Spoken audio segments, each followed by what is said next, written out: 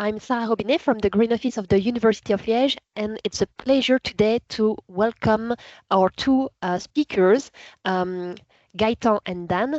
Thank you to be here. And maybe we can start with the first question. Can you introduce you a little bit? Gaëtan, go ahead. Yeah. So my name is Gaëtan, so as you know, and I'm UN Youth Climate Delegate for Belgium French-speaking side, because to start a bit the explanation, but we will speak about it a bit later, but we have like 2 youth councils, 3 with the German one, but here we have 3. We are with Dan, the youth council representation of the French-speaking side and the Dutch-speaking side. So I'm the French-speaking side delegate. And to speak a bit about myself, I have like a bachelor in geography, so I've studied climate, and I have a master's degree in bioengineering with the specialization in management of forest and natural areas. And I've worked a lot on many topics as a volunteer. Firstly, with the Fair Trade Advocacy Office, so it was mainly on the commerce équitable, so fair trades, yes. And also with Generation Climate Europe, so it's another youth organization, and I worked on the nature restoration law regulation. Maybe you know it because a lot of people have talked about this. And lately I have joined the Forum des Jeunes, where I have the UN mandate. And I'm 25. I don't know if it's relevant to say that, but yeah, I think that's it. Yeah, you can go then.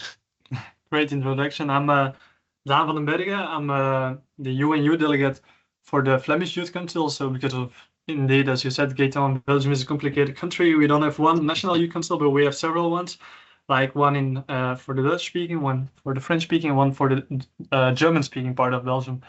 And personally, I also studied geography. What a coincidence. It's also because of my focus on climate change in my personal life. I've been active in many organizations, in the local youth council. I've started a climate action group at my high school. Before that was during those climate marches 5 years ago. And yeah, then I was start looking like, okay, where can we influence the climate policy? And because the climate crisis is an international crisis, I was looking at this UN level, but maybe more about that later, about how it went at the COP29 in Baku. Thank you very much. So it was a short introduction of yourself because we are together here today to speak about your experience at the COP29, and maybe we can also ask in the chat where are you from and who are you, just a little bit to know who is in the room. I know several people who are sustainable coordinators in university or higher school, but there are also people from also students, and it should be really nice to know a little bit more where you're from. You can write it in the chat. And also if there are some participants outside of Belgium, I know that Darren is from UK, for example.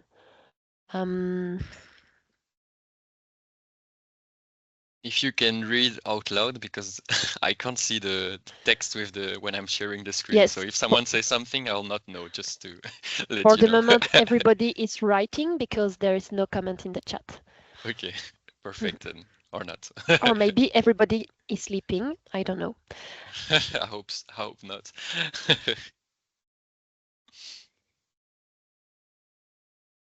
Okay, so we have Ebri from VUB and U Antwerpen, a PhD researcher on philosophy of sustainability based in Brussels and originally from Turkey. Nice to meet you too, Ebri. And we have Nolwenn, youth worker at GlobeLink, a non-profit youth organization for sustainable and solidarity project in Flanders and Brussels. And there is also Julie. She's a member of the Green Office at VWUS, University of Applied Science in Flanders. And then we have Darren Axe from SOS International, based in UK, and he coordinates international student-led networks for environmental justice, including the Green Office movement. And then we have Anne from Haute École Léonard de Vinci, Brussels in Belgium, and she's project manager in the transition cell. And then we have also Caroline from the University of Namur in medicine. She's a pedagogic coordinator. And then we have Luc from ITRE, and he is a cultural and ecologist activist. So really nice various profile today. And we have also Nora, and she's a student in bioengineering in Gembloux at the University of Liège. Hi, Nora. Nice to see you here. We have also Tilly from Malmö University in Sweden in sustainable leadership. You are student employee at the sustainability unit. Okay, very nice. So maybe we can continue the webinar today. So I will be the moderator and I will ask some questions to Gaëtan and Dan. And if you have other questions, you can put them in the chat. And at the end, we will have a more free discussion. But for the moment, we will have a structured discussion because we prepare in advance some questions. And Gaëtan and Dan have prepared some photos to illustrate a little bit. So my next question, you speak about your organization. So Gaëtan, you are from the Forum des Jeunes, and then you are from the Vlaamse Jeugdraad. So maybe you can explain a little bit what are these organizations. Yeah. Go ahead, Dan. So the Flemish Youth Council, or Vlaamse Jeugdraad in Dutch, is like, it's the official advisory council or board to the Flemish government and also federal government for all things that matter for youth. So it's really broad. It's not only related to youth work or youth specific topics, but also, for example, climate change. So what we do is we write advices. It's like a formal thing. And it's not just us who decide what is in there, but we do a lot of consultations and we talk with experts. Then they need to get voted. So there's like a board of 16 advisors. They are elected every 3 years via a kind of democratic election. And afterwards, the policymakers, they don't just copy and implement it, but we need to lobby actually for it, to push for it, and implement those things that we recommend to them. So that's in a nutshell how our youth council works, but it's also a really open association, or I would say it's thing where youth from whole Flanders and Brussels can join. And even voilà. We also work a lot together with Forum des Jeunes, because in the end a lot of things are at the federal level and we have shared opinions on many levels. Yeah, and for Forum des Jeunes, it's kind of the same, sometimes working a bit differently, but for the Fédération Wallonie-Bruxelles. So it's the French-speaking side of Belgium, I'll say. And maybe important to know that it's you have like the UN delegates. It's what we are with Dan, but it's also really open. We are working on various topics and doing a consultation. For example, we have done consultation on To Be Young in 2023. We have done consultation on mobility, on climate participation, and many other topics. And we will soon start a big consultation about biodiversity. So if you are interested in environment and climate, and you want to a bit discover maybe the Forum des Jeunes and what is possible to do with other young people, it's also really nice. So do not hesitate to ask questions about that too, because there's many ways to be involved in those kind of organization. Honestly, before the mandate, I didn't know, because I've learned about the UN delegates mandate through a Facebook ad. So I didn't know about Forum des Jeunes lately, but I would have been glad to learn about the possibility of actions before. So yeah, there's many possibilities. So yeah, that's it. Thank you very much. So to sum up, in your organization, you ask to youth people to share their opinion about different topic, and you write some reports for policymaker, and you do also some advocacy. And for people in the room today, if you are young people beyond 30 years old, I would say, you can participate in this survey. You can also participate, be a volunteer in those organizations. And for people that are sustainable coordinators, you can share the surveys among your students in your schools. So you can really be a relay to share it. We did it in the past with the Green Office here. So it's really nice to ask young people their opinion. My next question for you is, how did you become the UN Youth Delegate, and what does it mean to be a Youth Delegate?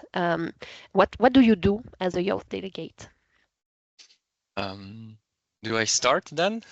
Yeah, go ahead. Okay, so as I said, for the how, I mean, it was kind of a bit like hazard because I just saw the post on Facebook, because every year you have like the possibility to give an application to be a delegate, and so there is a process of selection. So it's usually in March for Forum des Jeunes. So if you are interested in the mandate, keep that in mind and follow Forum des Jeunes on the social media, or you can also be a member, so you have all the information that comes to you. So that's more for the application. But then it's many things. So the mandate, to explain a bit, at least for mine, it's like a 2 years mandate. So firstly, you have the first year, it's like you are the junior. It means that you are the delegate, but just you will not go to the COP20 to the COP. And then you have the second year, which is like the year you are a senior and you go to the COP. So for me here, it's my second year and I'm senior, and so I've been to the COP29. So that's how the mandate is organized. And so usually, I mean, you are kind of free to do many things in the mandate, but your main task is to go to the UN mission. Then it's a bit different, but he will explain after.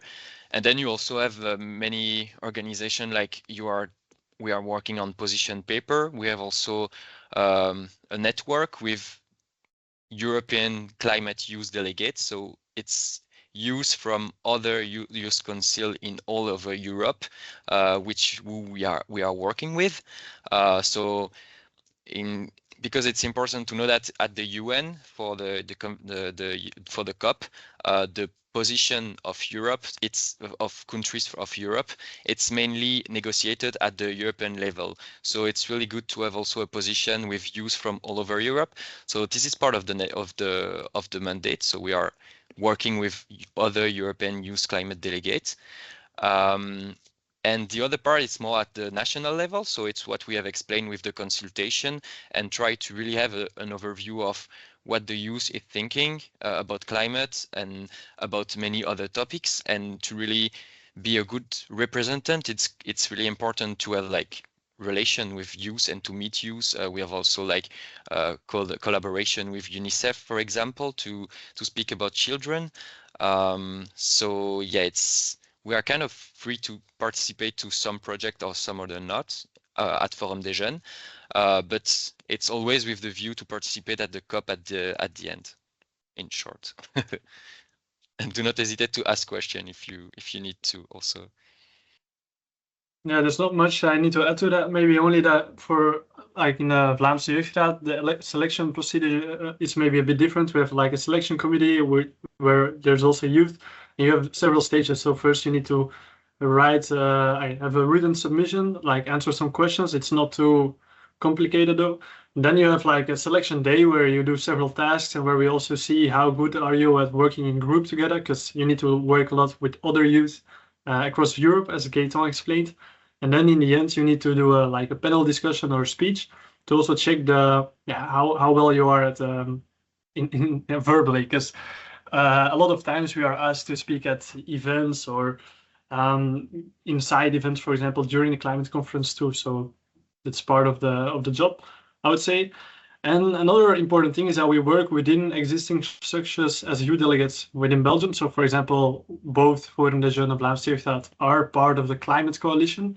The Climate Coalition is the biggest coalition of climate movements, of climate organizations in Belgium. It's not only Greenpeace and things like that, but it's also North-South organizations and a lot of youth organizations too. And then you have the FRDO, which is like the how is it in French? CDD? Yes, CNC. No, not CNCD, right? C'est Conseil de Développement Durable, but yeah, that thing. And that's also an important one because they're like all the stakeholders, all the middenveld in Dutch, come together to write advices for the federal government. And it's important to also have the youth voice there, since it's about our future that is decided there. I think that's it. So a lot of things that we could do. The only problem is that budget is limited and we have limited amount of time also as volunteers, so we can't be everywhere and can do everything. But it's definitely a really cool or really important opportunity. Thank you very much. My next question is, how did you prepare yourself before the COP? Did you read a lot, or do you have a formation as geographer sufficient to know everything about the COP and how it works? Do you meet a lot of other young people to prepare yourself? Yeah, I was really surprised. Like there comes a lot of work in preparation towards the climate conference. So yeah, this is the picture. It shows our network of European youth delegates to UNFCCC, to the climate conferences. And as Gaëtan said, that's because EU negotiates as a bloc, but also because like we have many similar positions, and it's really useful to have one shared or one common position paper. Then we also made a shorter version of this and sent it to all the head of delegations. The head of delegations are the ones that negotiate in the name of a country at the climate conference. That's one part of the preparation. Then we also need to prepare within our own youth council, decide on our priorities. And then on a personal level, it was really important to dive into the technical details of the COP, because it's actually not only COP. You have like different structures there. You have COP is one thing. You have also the follow-up on the Paris Agreement and the follow-up on the Kyoto Protocol. And then you need to dive in specific agenda items. For example, the NCQG, the new collective quantified goal on climate finance. That was the big topic, this climate conference. And before you, like it's already when you are writing a position paper, you need to really understand what's going on. So it's important to become a kind of expert at these topics that are discussed at the climate conference, because otherwise it's pretty difficult to give input if you don't know what they are talking about. So there was a lot of reading work and trying to understand. And even during COP, I mean, there's not a lot of people who really understand all agenda items and all things at COP, because it's such a complicated structure, which is dangerous. That makes it difficult to understand what is happening there sometimes. But at least, I think we did our best. I don't know if you have other things to add, Gaëtan. Yeah, and just to explain maybe a position paper, because it's not like everyone is not familiar with that, but position paper, it's just like a paper we write our position on. So we have worked with all the youth from Europe, and we agreed on position on topics that were going to be discussed at the COP29. So as Dan said, here it was mainly a COP about finance. But we also discussed about mitigation, adaptation, loss and damage, gender. So it's many things, and it's kind of having a position so we can all be on the same basis and agreed on the position we are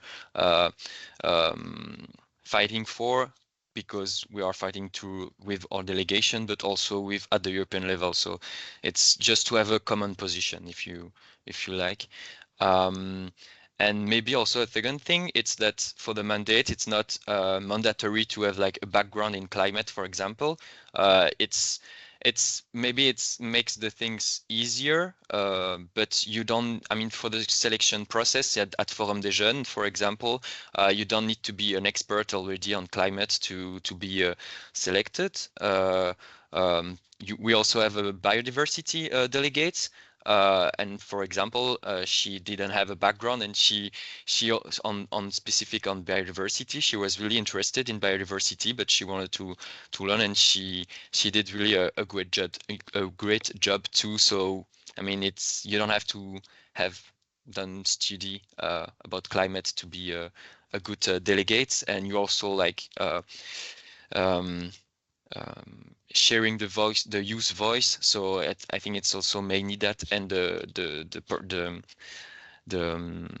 preparation process is really good. So I mean, it's really it's really possible to learn during the process. And honestly, I didn't know about climate finance before this mandate, so it's totally okay.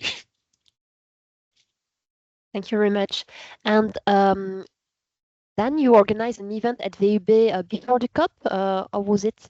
Yeah, forgot to mention that. Indeed, I was together with another one from Globelink and with the Green Office of Ghent. I'm also working at the Green Office of Brussels. Maybe I should have mentioned that before. But that was really cool. That was a youth climate summit, and yeah, the junior of Gaëtan was also there. We had several speakers who, for example, Benjamin van Bunner. He's like a climate activist. He lost a friend in the floods in Wallonia, and he also spoke there. He went to COP several times, and he is fighting for a for an international Remembrance Day of the climate victims. He already managed to have it on the national level and the European level. So we had several speakers, and then the input phase. That was a really valuable moment also. There we brainstormed or gathered input from the youth who were there and made a visual overview. I can maybe share it at the end. I don't know if it's in the presentation, but that was really cool. And also to bring this input with me to the COP, because I mean, it's important when you talk to policymakers or people there that you don't talk from your own perspective, but you talk from the perspective of the people you talk to. Like, for example, we as youth, we are concerned about the amount of money that's flowing towards fossil fuel subsidies, whilst if you compare the amount that they decided on at this COP, 300 billion, it's peanuts if you compare it with the 7,000 that was going to fossil fuel subsidies last year. So I think for that, youth is really important to have this critical view, and that was really, really valuable to have the youth climate conference. Thank you very much. And maybe a really short question. How did you feel before the COP? Were you a bit nervous? How did I feel before the COP? Well, I was a bit not nervous because of the climate conference. I was excited. Should say it like that. I was really motivated to go there and to really fight for it. But I was a bit worried about the situation in Azerbaijan itself, because I went to an event of Amnesty International also before, and what I heard there was concerning. I mean, to be in a dictator country, in an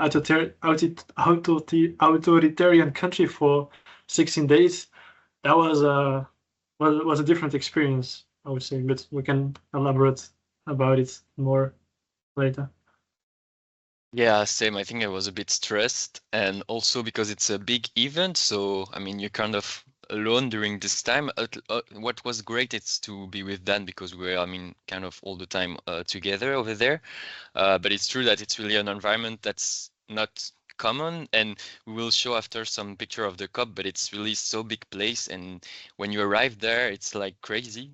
Everything is crazy over there, and everyone is running all the way around, and you know, you just have people who say to you that, okay, it's gonna be your first COP, it's gonna be, you'll see, it's gonna be something. The first COP, it's always like so overwhelming and everything, and then you're just like, okay, I'll have to go there. And when you also something that's really personal, but I didn't know what to take in my suitcase, because I was like, okay, I need to wear a suit, and, and that's something I don't like, and I know Dan he don't like too. And so that was also like, okay, we need to have other clothes maybe. Here it's the first day, so we have a t-shirt, because it was just the day we were going there to take our badge on Sunday before the COP start. But yeah, it was stressful. We didn't know really what what we were going. We were prepared, but we didn't know exactly how it was going to be. But we will explain a bit more after. But yeah, that was my mood. Thank you. And we have a question in the chat from Caroline, and she asked, is there any added value in actually attending this summit? She means physically, or would virtual presence have the same impact? We'll speak about your travel, but it's also an important question to say. Is it really nice to put a lot of people from all around the world in the same place with a plane travel and things like that? Yeah, it's a really good question. And it's good to be critical about it, because there were a lot of people who shouldn't be there. 1,700 fossil fuel lobbyists shouldn't be there, I think, at the climate conference. That's really counterproductive. But I mean, for participating in the conference itself, or really having an influence on what happens there, it's, I think, crucial to be there in person.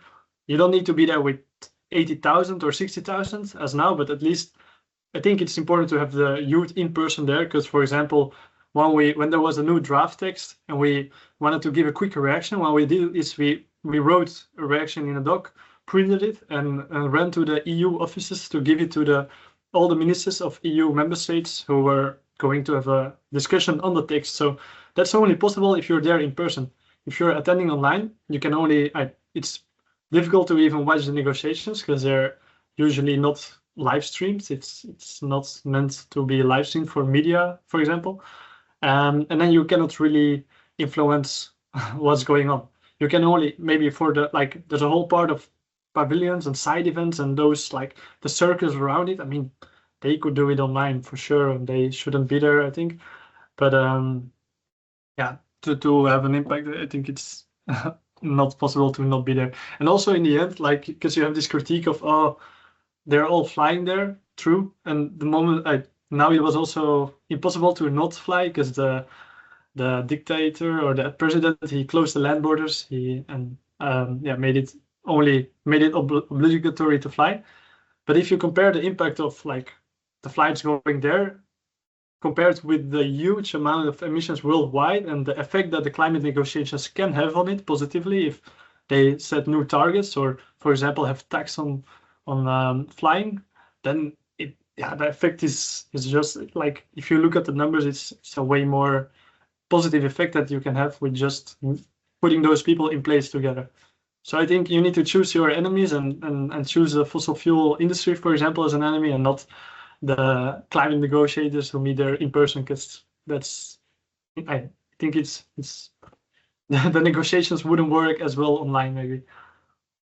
Yeah, and I agree with Dan. I mean, for example, in a negotiation room, you have like all the countries that are in not a circle, but a square, and you have all the countries where it would not be possible to have like, I mean, that on Teams. Also, you have discussion, people who have to go like in separate place to discuss a bit more and then come back, and that kind of things. And also everything is like, so I was thinking the same of you before. I mean, before to go to the COP, I was like, okay, but why is it necessary that so many people go? And I think some people are really important to go there. Of course, what Dan say with fossil fuels industry and representative of those industries are not necessary, I think. But I mean, when you are there, you really see that there's so many people trying to push for more ambition on the climate measures. And so I think if it was online, it's really difficult also sometimes to have like I mean, for the things that are happening between the meetings to happen. I mean, sometimes you have finished a negotiation and then you go out and then you see one of the negotiators who talked about something and you're like, oh, okay, I want to say something to him or to her, or to ask something to him or to her. And if it was online, that would not be possible. So I think for the people to exchange and to negotiate, it's really like important to have that somewhere. And honestly, it's really organized in a way that it's very I don't have the words, effective. You have many negotiations going at the same time on many topics, and everything is going so fast. I mean, honestly, it's well organized when you see everything that could happen, because sometimes we have countries blocking. But I mean, I would not see another way to make it. It's for me effective in that way, and that could not be possible online. Okay, thank you very much.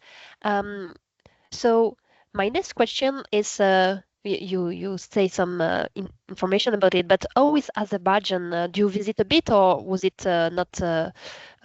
Was it forbidden, or do you have some anecdote to share about the food, the place? I don't know if I start or you start, Dan. I go. No, go ahead. Go ahead. Okay. So for the countries, something that was really crazy over there. So we didn't have much time to visit. I think we have visited like one day because we were like always at the COP and working. It just we arrived on Friday evening, so we have visited on Saturday and Sunday. We had already meetings at the COP and with the Coalition Climate Coalition. So we had like maybe one day off to visit, but I mean it was nice. And something that was crazy over there, it's like the number of police men and women. I mean, it was like crazy. Every 100 meters you had like police. So even when I left the countries, I took a bus at 1 a.m. in the morning and you had like just the driver and a policeman at the back of the bus checking for what I was doing. So it was like really, it was crazy the number of police over there. And you also have like strange rules. For example, you can't film in the metro. So you had like really strange things, but otherwise for the place, it's like you have beautiful things. We have also been to, I mean, the old city center. It's like a place which is UNESCO patrimoine. I don't know how to say that, but it was very beautiful. So it's the picture in the middle, and you have like really mixed of new and old buildings. Yeah, I don't know if you want to elaborate, Dan. It's like the city is a bit like they put Dubai and Paris together, and then like a weird mix in between. But what is even more, what struck me is the smell there. You smell the petrol, the oil smell is in the air. And that's shouldn't surprise us because Azerbaijan is dependent for 90% of its export on oil and gas. The president called it a gift of God when he gave his speech at the COP. And when I went one day outside of the city, and there I saw like oil pumps all over the place, like those ones going up and down. And that was on the land, and then on the sea, I saw oil platforms drilling up oil. So yeah, this whole city is built with oil money.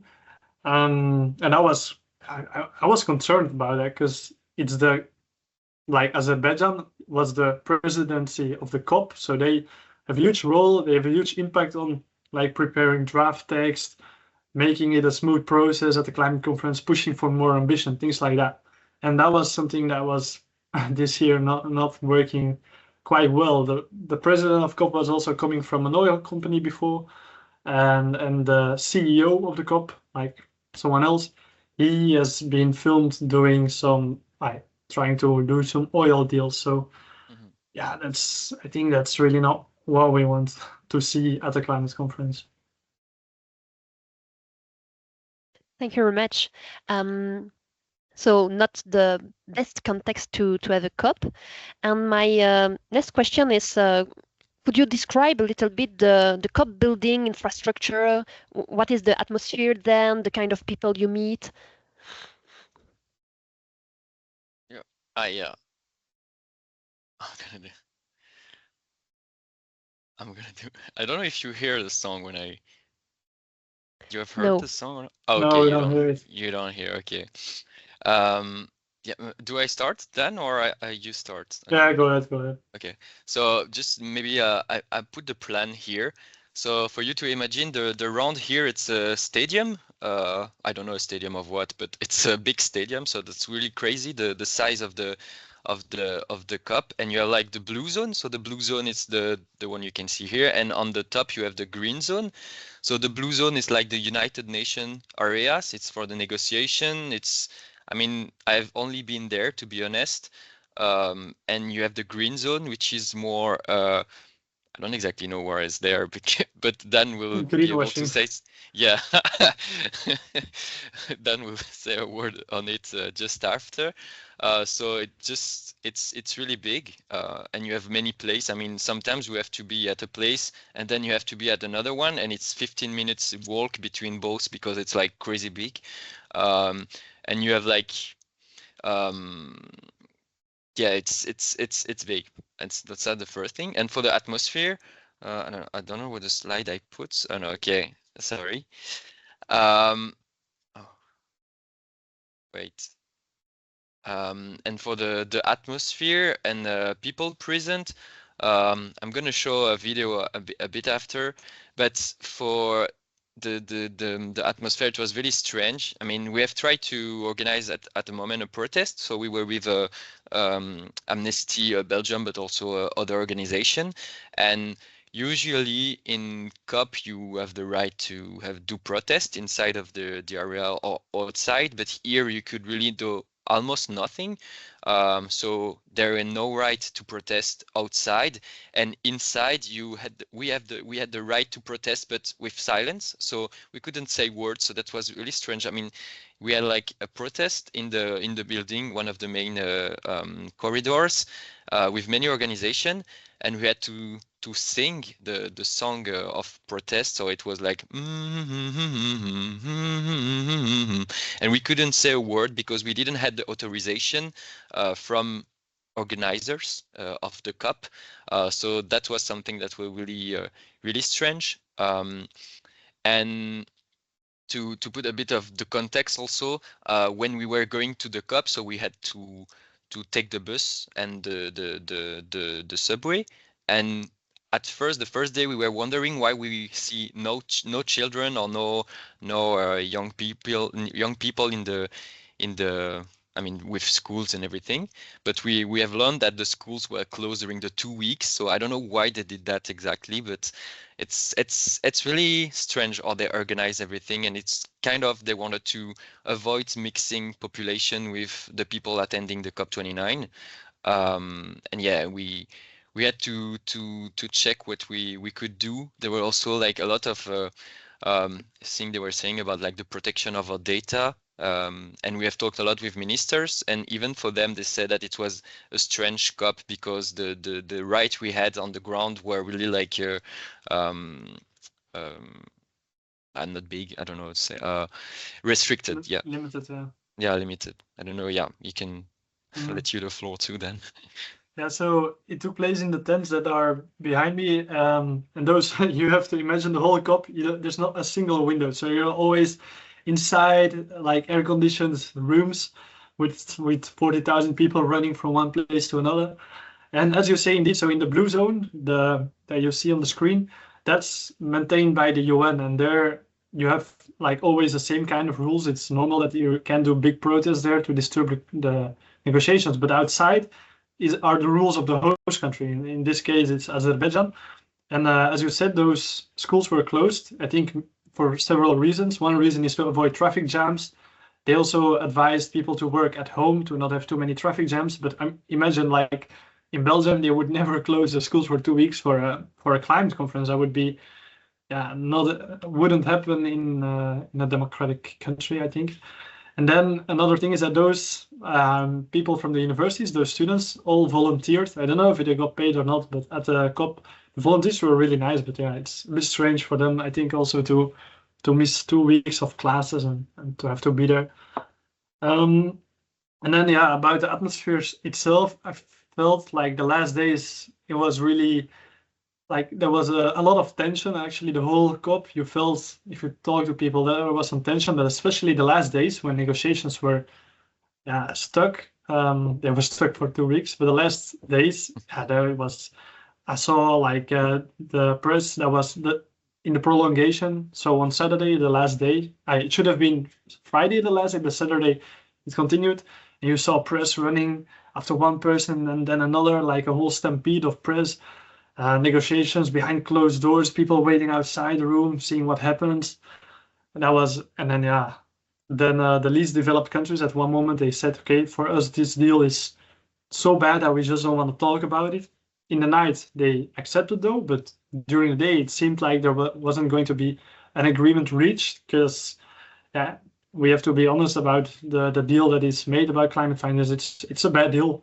It's way too low, 4 times lower than the countries asked, and the content, the quality of the money that will be provided there will also be loans, and that's a bit strange to give loans and then make profit on those countries who suffer most from the climate crisis. So there was a lot of polarization and tension within the climate conference and also in the media, I would say. Yeah. Thank you for sharing. And to continue the discussion, I would like to know what does a typical day at the COP look like? Go on then. Yeah, so it starts on the left with a delegation breakfast at 7 in the morning with you see the Minister Maron from Brussels and Mr. Katabi. And then you have the negotiators sitting around the table, and we were lucky as we were party overflow, but we were allowed to be there with civil society. And there they exchanged like quickly what is happening in their specific negotiation tracks, because there's not a single person that can follow everything because things are happening simultaneously. And then it depends on the specific planning of the day, but you need to you only know the agenda of the day, like the day itself in the morning or the evening before, because everything can change quickly depending on progress being made or not. So then you follow usually some negotiations.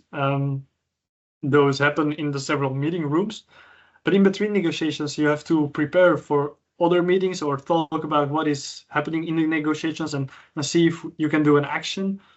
Then you also have the meetings with the policymakers, the ministers, also European policymakers, with the Commission, for example. Yeah, here is with a meeting with, for the first time in 5 years, there was a Flemish climate minister, Melissa de Prateren.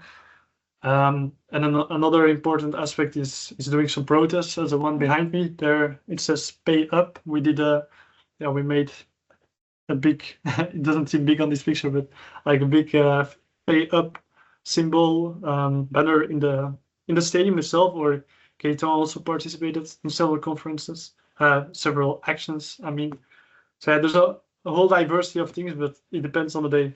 So every day is a bit different, but one thing is guaranteed, that you will need to run from one place to another, be late in meetings because it takes 15 minutes sometimes to go from one place to another. and we learned quickly that you need to choose your battles. You can't be everywhere, because I tried that at the beginning, but if you want to try to do everything, you fail to do one thing good. So afterwards we were getting better at agenda management. Yeah, that was crazy. The first day we were always like 10 or 15 minutes late to the meeting because we had like planned too many things in the agenda. But yeah, we don't really have a typical day. It's just like in the morning we have to be with the delegation, and then it depends. Sometimes we had protests, sometimes we had meetings with ministers from Belgium. Sometimes we also had like EU coordination meetings. So maybe to explain that, it's like the EU coordination meeting. It's all of the head of delegation from the climate delegation from all the European countries, which are meeting and to discuss what are the position they're gonna defend and they're gonna stand for. And so we had the opportunity with the European Youth Climate Network to give a presentation about youth and the importance to have ambition for the finance goal, because I mean Europe is one of the countries, one of the association of countries who have to pay in this NCQG negotiations. And so we have really pushed also with views from other countries, sometimes least developed countries, as it's the UN language. I don't like to use this term, but it's in the Paris Agreement, you have this language. And so we really try to push also with other young people from other countries which are not in Europe to push for ambitious measures and ambitious financement, because right now, as Dan say, it's like not ambitious enough. Some people have said that I was at a press conference with the G77 countries. And so at the moment you had like someone from the press who asked to a guy from Bolivia. So I think it was a head negotiator for Bolivia, and they asked, what if we end with a goal of 300 billions? And the guy said, is this a joke? And finally, it's what we have. So I think it's really a good example of what's happened over there. It's just like the least developed country had to accept a deal they didn't really want to, but if they didn't agree on the deal, they would just have nothing. So I think that's the reason they were a bit like they had no choice, and just until the end they wanted to push for more, but at the end they had no other choice to accept, because if they didn't, they would not have any money, which is worse than 300 billion, but it's far from the goal, which was 1,300 billion. So yeah, and it's also a problem because the next COP, so the COP30, it's going to be about NDC. So NDCs, it's like the national determined contribution of every countries for mitigation, for example. And so the problem is that here, if those countries doesn't have enough money from the say developed country, they will not be able to put in place ambitious measure to mitigate and to reduce greenhouse gas emission. So that was why the COP here was really important, also to see what we could expect from the next one. So yeah. And yeah, I don't think I will add something, but yeah. And here it was fun on the left. The picture on the left, it's a Fossil of the Day award.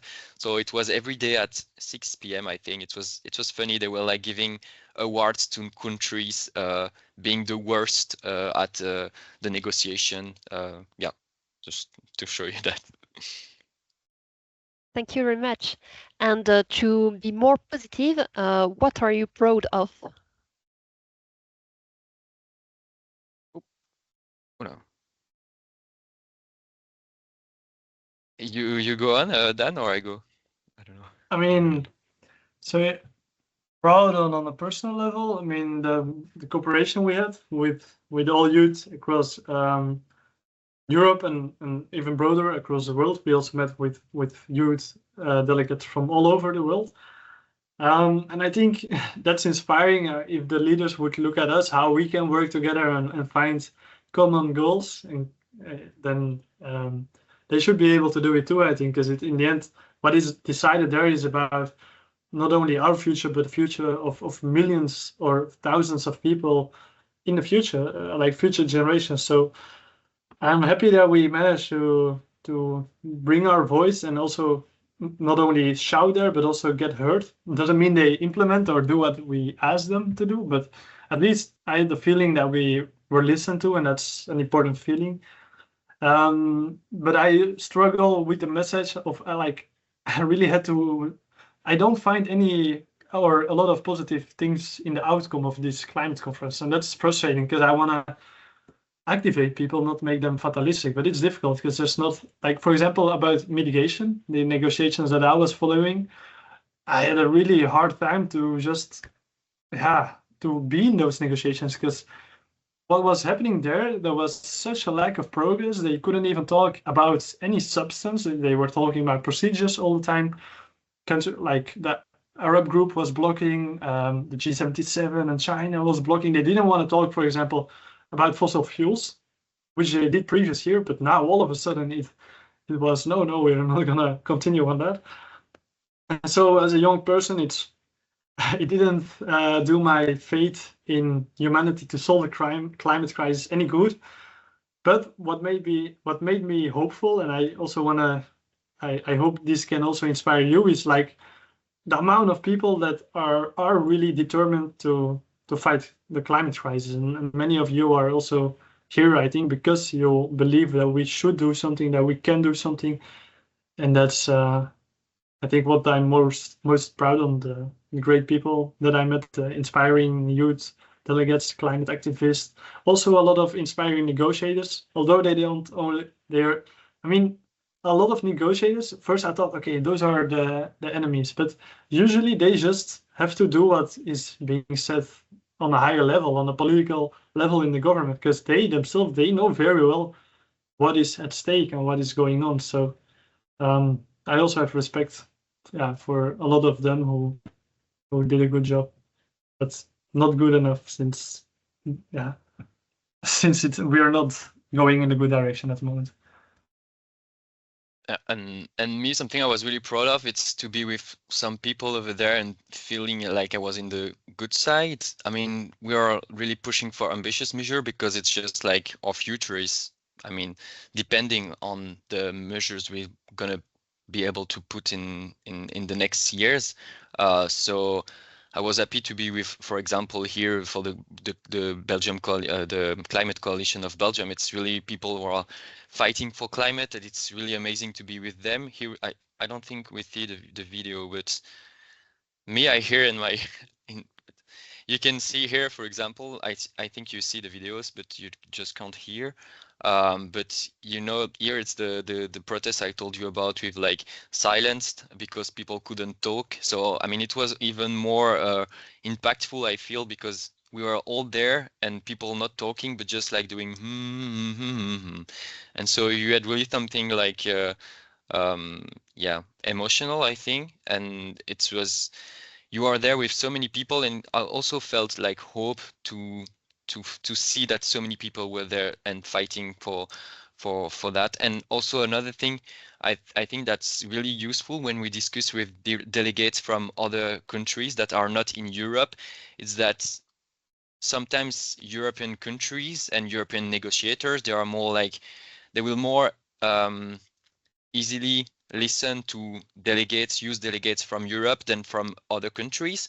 So it was really important that we could work with delegates from least developed countries to push for the measure also at the European level, because it's the European level. Sometimes we didn't want to give the finance, I mean, with other developed countries, but it's also a lot about Europe. So I think it's really difficult to see how you could be useful, because it's many organizations and there is so many lobbies. Lobbies is not always bad. I mean, youth is a lobby too. But I was proud to be part of the people who were trying to push for ambition, even if it's really difficult to see what was your own impact, because there are so many people over there. But yeah, I'd say that, yeah. Thank you very much. So my next question is, could you share your best memory and your worst memory? Just one memory, positive and a negative one. I don't know. You go, Dan? My worst memory was, as I said, in the mitigation work program, like the negotiation track that's about scaling up ambition and implementation in this decade. I was following those negotiations, and the worst moment for me was when they did Rule 16. Rule 16 means to put everything that's on the table to delete it and to cancel the negotiations and to talk about it another time. Like, and this is already happening for 3 years there, and that was for me a shock to see it happening again. I mean, I thought I was a bit naive, but I thought with the floods in Valencia, with 2024 probably being the hottest year ever recorded, I thought, okay, now now we can really talk about what has to be talked about. But apparently it was still difficult for some countries who are benefiting the production of oil, for example. The best one I need to think about. Go ahead, Gaëtan. For me, my best, honestly, it was I mean, I know it's not. I mean, I meant many best, but one of the best was the protest with all of the people from all over the world. It was really like so I felt like I was really part of something, and part of something that was really bigger than me. And it's really a moment I felt like, okay, all of those people from all of those organizations from all over the world, we are all fighting for more climate measures and for the same thing. So it was so nice to be alongside with them. I mean, we were all together, and that was really something that I will remember all my life, I think. For the worst, I think one of the worst. It's just like when we see that, because during all the COP we are trying to push for new NCQG, big NCQG that are I mean fulfilling the needs, and when you are at the end of the COP and you see that it's not gonna happen, it's kind of the moment you're like, okay, we have tried, but we couldn't do what we wanted to do with all the organization we were with there. So I mean, it's kind of the deception at the end when you don't have what we were expecting for. But I mean, it's like that. And another thing, it was like the croissant over there, because at the hotel the croissant was like it was really not good. It was in the small bags. So in the middle of the hotel, in the middle of the journey, I had to go to a bakery because I needed a croissant. I don't know. I wanted to say that.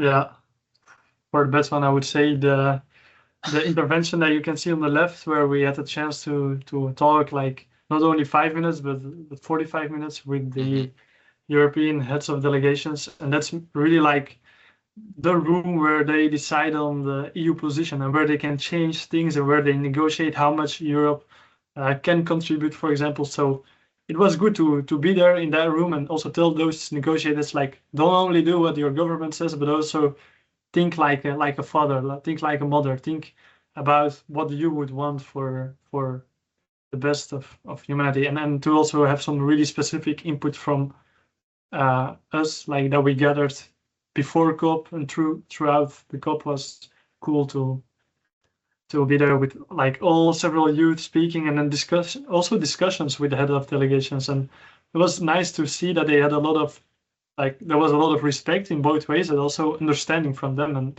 they were really trying to listen. Yeah. Thank you. And now we are going for the last part of the discussion. What is the assessment of your participants? Sorry, what is the assessment of your participation? Do you feel that the voice of young people is heard at the COP globally? You speak about this 45 minutes of discussion, really nice, and with but globally, do you think your voice is here? Yeah, fair point. So we're now a bit, we're really lucky and privileged to be in those rooms. I mean, most of the youth don't have access in most of the countries. There is not a lot of youth involvement, and definitely not on this level. They can't talk to their ministers or head of delegations. So I think there's a lot of work to get more activists from the global south there, and also to not only let them be there as observers, because that already happens, but also give them more access to the important rooms. So that's also what we try to do, to work a lot together with them, to bring them to side events, to bring them through important meetings. And then, yeah, there's this question like, okay, they listen to us, or they let us speak at least, but that doesn't mean that they are doing what we ask for, or that they are like in the current way, the current decisions that are being taken are not in favor or not benefiting us the way they should, because they will deliver a 3.10 degree hotter world for us. That means there's a website where you can calculate your climate future. And if you look at that, you see the intergenerational injustice. That's part of climate justice. And that's, I mean, think we have a lot of work to change the tide and to start going towards the climate neutral society. And also we need to, as youth, I think, make people more excited about this climate neutral society, like let them dream, let them think about what all the benefits would be, not only about, oh, you need to eat less meat, but talk about you will maybe eat healthier. If you eat more plant-based proteins, you will be able to enjoy cleaner air and things like that. So there's a lot of work on communications, also on just theory of change. I think we need to work way harder on that. And I'm like, my assessment of this process is that, don't know, I think I get more, it's more rewarding to do something on a more local level, for example, in the GreenTeam or on Flemish Belgian level, because there you feel more that you can have a direct impact. At the climate conference, we really had to fight for commas and small paragraphs within text, and then you see them getting deleted at the end of the conference, then you're like, okay, yeah, I'm just one of those 8 billion on this planet. And the thing you need to take into account is that we were privileged to be there, and if you are there, then I think you also have the responsibility to do something with it and not just be there for the selfies, but really try to influence the policy, the negotiations. But as I said, its impact is difficult to measure in such high-level discussions and meetings. I think another impact you have is also to share everything with us today, because we were not at the COP, and thanks to you and your what you say, we can enter in this private place with the negotiation. Gaëtan, would you like to add something? Yeah, sure. And I think I was surprised that because you have a lot of events over there going on at the same time, as we say. So you have the negotiations room, you have like the national pavilions. So we didn't really talk about that, but the national pavilions, it's like places. All of the countries can have like a places. Maybe I can show on the PowerPoint. So the place with the it's the D, I think, if I remember well. Yeah. So it's a place where you have like all the national events, I'll say. So it's pavilions. It's how they call them. And you have like the plenary session. So it's many places you can have events, basically. And you had a lot of events about youth. So I think it's something that's already good, because if once you are there, you have the place you can find a way to speak with youth and to try to have an impact. We also have some access to the negotiation and everything, but as Dan say, it's not for all the youth or from every countries, but I can see that some network are building on. For example, we have met when we were over there, because of course it's easier. It's also a good way of to have a good network. For example, we have met with the African Union Youth Delegates. So they have just launched the program, and so they were wondering how we organize in the European Union. So we could have like exchange with them, so they could like better bring the voice of the African Union at the negotiations, and it's them who met us. They have asked if we could meet, because it's the first year of their program, so they wanted to know how they could like better improve some stuff, because it's a bit older in the European Union. So I think it's valuable, and it's getting better for youth voice to be heard. And it's as we said before, it's really complicated to say exactly what was the impact of youth, because you don't know. But you don't know exactly if it was you, or if it was Greenpeace saying, or if it was a Climate Action Network voice, or if it was. It's really difficult to see to know who had the most impact. But all together, I think we have an impact. And youth is also bringing the fact that if we don't do something, youth is going to be the ones who are going to suffer the most from the climate inaction. At the level countries, it's what we say with the ministers. We were most of the time starting with the kind of an example of, if we don't do something, we're gonna live, for example, 7 times more heat waves than you as a minister during our entire life, because we're gonna get older during the climate crisis than you. So I think we bring another perspectives, which is really yeah, good to have in the negotiations, and that even if it's not perfect, we have a place over there. Thank you. And to look at the future, what are the next steps of your commitment as a youth delegate?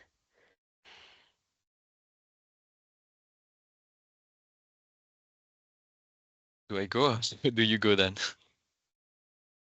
Go ahead, go ahead. Okay. So here the mandate for me, it's finished with the COP29. So we'll still do, of course, a meeting if people want to discuss that. But on the personal level, I continue to be involved with Forum des Jeunes. For example, I told you about the biodiversity consultation that we're gonna do, and it's something that really matters for me. And also we are like exchanging with our junior delegate. So for me, it's Louis, to continue to, it's more at the national level. So to collaborate, and yeah, I'll continue to be engage. No, it's not engage. It's like I don't know if the words, but I'll continue to advocate for climate ambitious measures and to work with many organizations, I'm sure, about that. The question was how we move forward after COP29. Yeah.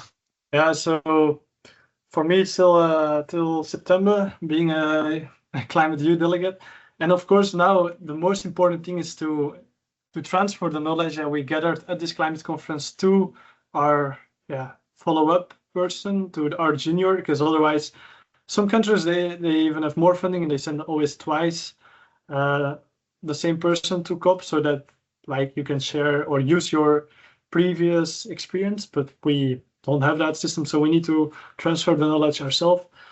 And apart from that, I'll keep on doing the same things coming months as I did before, but then with this experience in my head, and I think I wrote it down immediately when I came back after COP.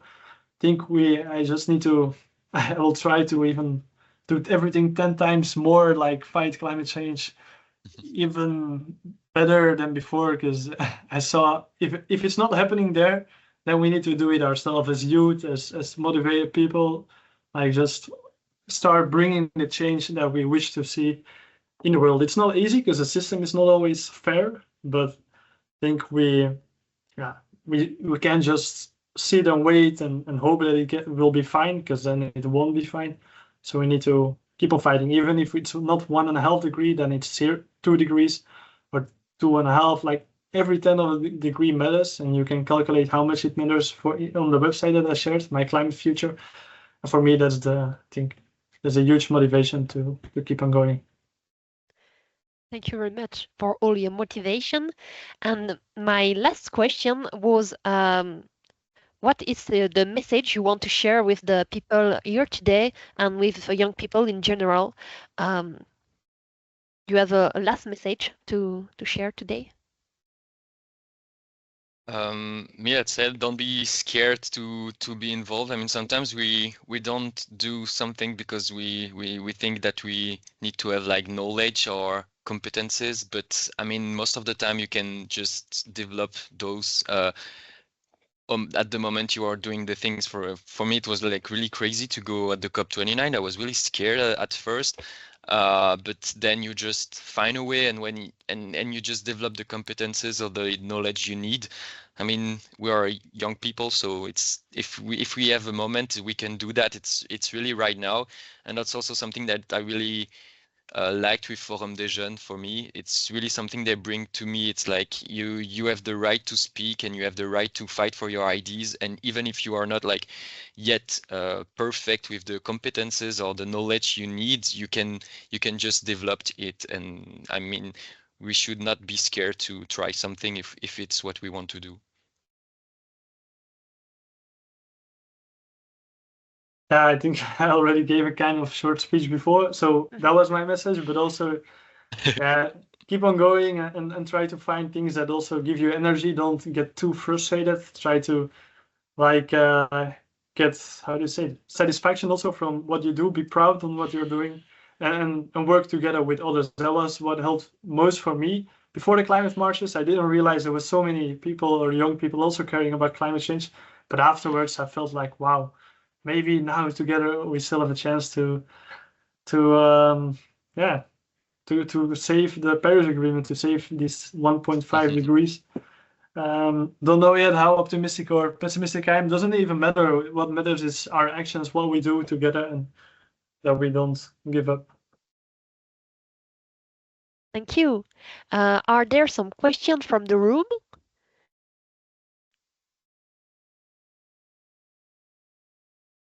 You have a lot of thanks in the chat, Gaëtan and Dan, about what you said. Some people leave before the end and say thank you before leaving.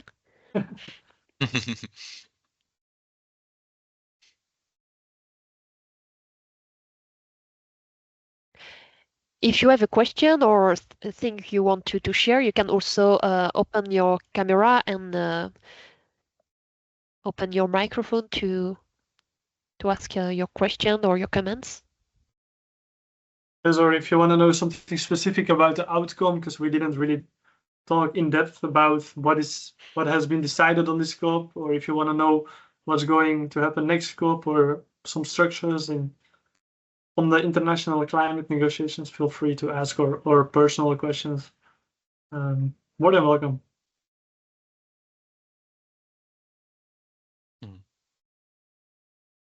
I was just going to say thank you very much for sharing your experience. It's really valuable to hear an insider's account as to what goes on in that space. You know, it's something that you hear a lot about in the media at a high level, but you've really articulated, both of you, a really valuable insight as to the workings in and around the COP, which has been really eye-opening for me. So yeah, thank you very much.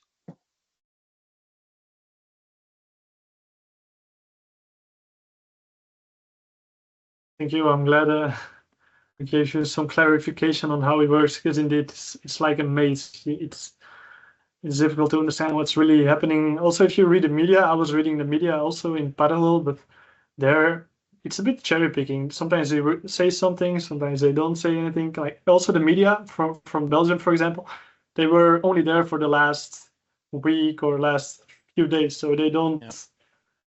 Or they just follow it online and copy paste what other media say. So I think it's important to keep the line with some activists or youth who are there to give the perspective.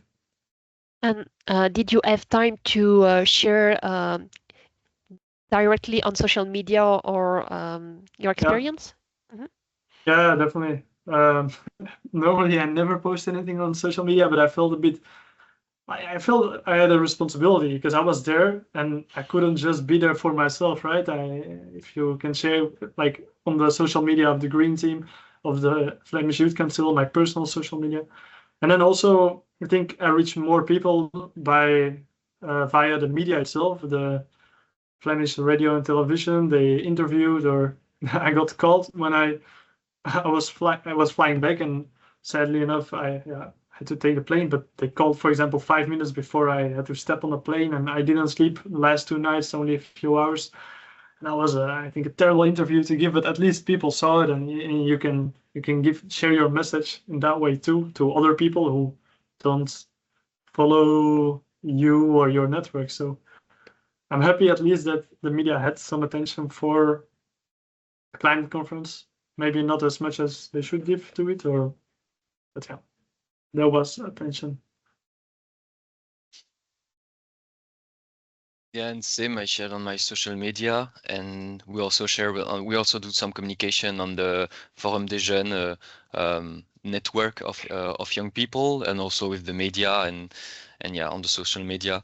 And I mean, on my social media, many people told me like, oh, it's really nice to see how it is really inside and what's happening and because yeah, we most of the time we just see what's the outcome, but you don't really see what's happening there. And sometimes you're really wondering, is it really useful to have those events because you don't really see how it's happening over there? But when you see and you show the picture to the people, or you show a video of like how it is really working, why sometimes, because people are just like, yeah, it's another COPs, nothing is coming from that.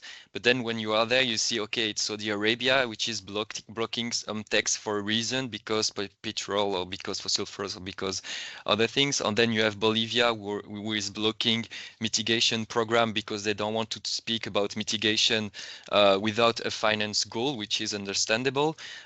You really understand that, okay, it's more complicated that what we could imagine. It's like all the nations discussion together, and of course sometimes they don't agree on things, and I mean it's make it more understandable, and I think it's what's really great to show, and it's something I'm continue to share with all the people I'm gonna meet, because I think that's, of course, the outcome of the COP29 is not like great, but if we didn't have any COP, I think it would be really worst if we didn't have, for example, the Paris Agreement or that kind of agreements. Thank you. I have another question. If you have the opportunity in the future to participate in another COP, will you go?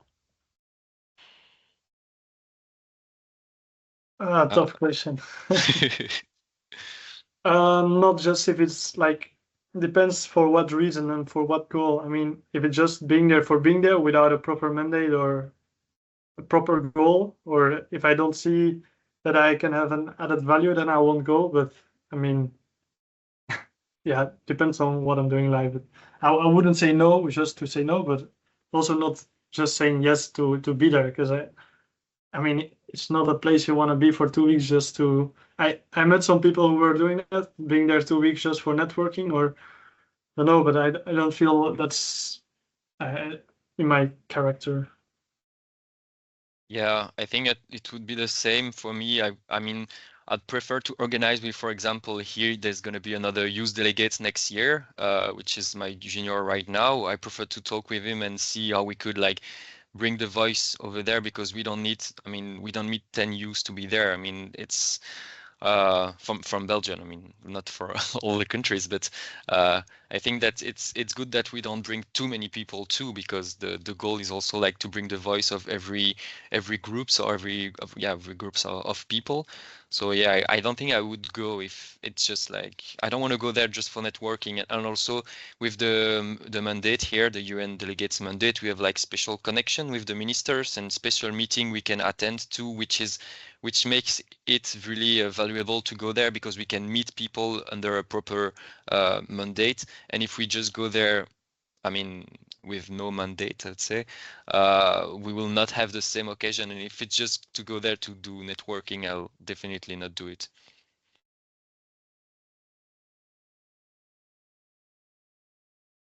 Okay, maybe we can end here. Thank you very much to be here today with us. Thank you, Gaëtan. Thank you, Dan. So the webinar is recorded. I will post it on the YouTube channel of the Green Office and on our website. Yes. Thank you very much. Have a nice day and see you soon. If you want to share your next biodiversity survey, we can share it in the network and the maximum of young people that answer the survey. I will do that. Thank you for the organization and thank you for everyone to attend. It was really great to exchange with you. Yeah, thank you. It was really nice to share our experiences with all of you and to hear your feedback also.